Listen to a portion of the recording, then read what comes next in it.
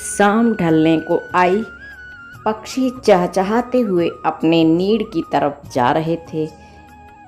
जंगल से चरवाहे अपने जानवरों को लेकर घर को लौट रहे थे। इसी बीच गांव की कुछ महिलाएं पानी लेने के लिए कुएं के पास पहुंची। कुछ महिलाएं तो पानी लेकर अपने घर को लौट गईं, लेकिन कुछ महिलाओं ने पानी भरकर वहीं कुएं के पास बैठ के आपस में बातचीत करने लगी। बातचीत का मुद्दा उनके अपने बेटे थे। एक महिला ने कहा, भगवान सबको मेरे जैसा बेटा दे। मेरा बेटा लाखों में एक है।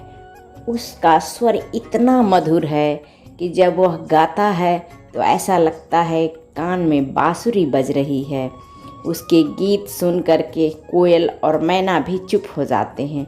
लोग उसके गीतों को सुनकर मंत्रमुग्ध हो जाते हैं।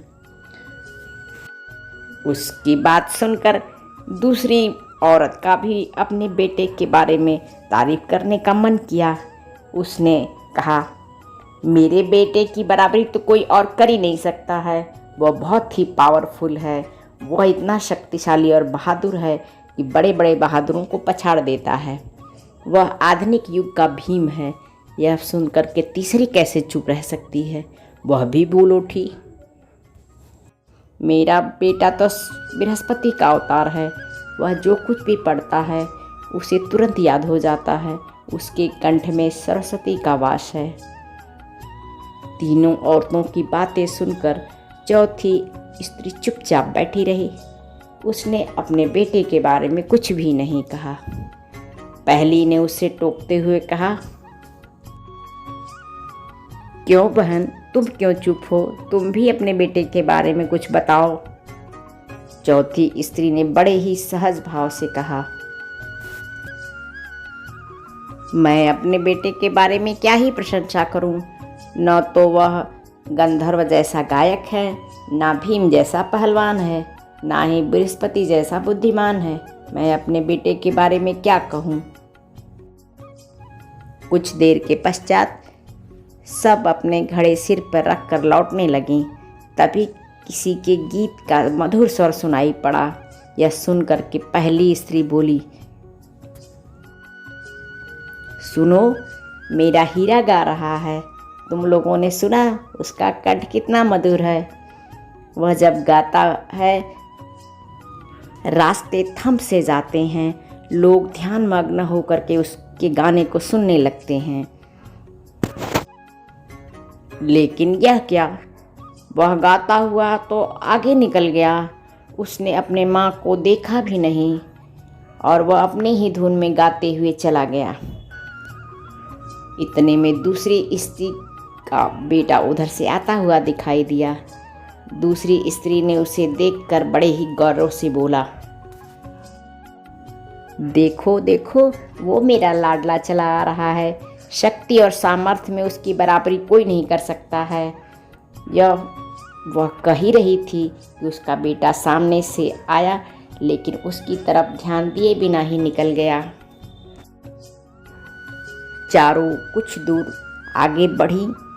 तभी एकाएक तीसरी स्त्री का बेटा उधर से संस्कृत के श्लोकों को पढ़ता हुआ आया। श्लोक पढ़ते पढ़ते वह आगे बढ़ता चला गया। उसके उच्चारण से ऐसा लग रहा था मानो उसके कंठ में साक्षात सरस्वती का वास हो। तीसरी स्त्री ने गदगद स्वर में कहा, देखो देखो, यही मेरा गोद का हीरा है। इसे कौन बृहस्पति का अवतार नहीं कहेगा। परंतु उसका बेटा भी माँ को देखे बिना ही आगे बढ़ गया। अभी वह थोड़ी ही दूर गई थी, तब तक चौथी स्त्री का बेटा अचानक उधर से निकला। वह देखने में बहुत ही सीधा और सरल प्रकृति का लग रहा था। उसे देखकर चौथी स्त्री ने कहा, बहन, यही मेरा बेटा है। चौथी स्त्री अभी बता ही रही थी कि उसका बेटा पास आके पहुंचा और अपनी माँ को देख करके वह रुक गया और बोला, अरे माँ, तुम मुझे बताई होती तो मैं 4 घड़े पानी ला देता। तुम्हें परेशान होने की क्या ज़रूरत थी। लाओ घड़ा मैं घर पहुंचा दूं। माँ ने बार बार उसको मना किया कि नहीं बेटा रहने दो, लेकिन उसने घड़ा उतार कर अपने सर पे रख लिया और घर की ओर चल पड़ा। तीनों ही औरतें बड़े आश्चर्य से उस चौथी औरत के बेटे को ध्यान से देख रही थीं और एक दूसरे का मुंह देख रही थीं। तभी उन चारों के पीछे एक वृद्ध महिला चल रही थी और काफ़ी देर से इन चारों की बातों को सुन रही थी। वह पास आकर के सबसे बोली, तुम सबको इतना आश्चर्य क्यों हो रहा है? देखती क्या हो? यही सच्चा हीरा है। ना तो तुम्हारा पहलवान बेटा, ना तो तुम्हारा गंधर्व बेटा, ना तो तुम्हारा बृहस्पति बेटा सच्चा हीरा है। इसे ही कहते हैं सच्चा हीरा। जो बच्चे अपने माँ बाप की सेवा करते हैं वही सच्चा हीरा होते हैं। लायक बेटा वही है जो अपने माँ बाप का सम्मान करे, उनकी सेवा करे। हमारी कहानी आपको पसंद आए तो हमारे चैनल को लाइक, शेयर, सब्सक्राइब ज़रूर कीजिए। धन्यवाद।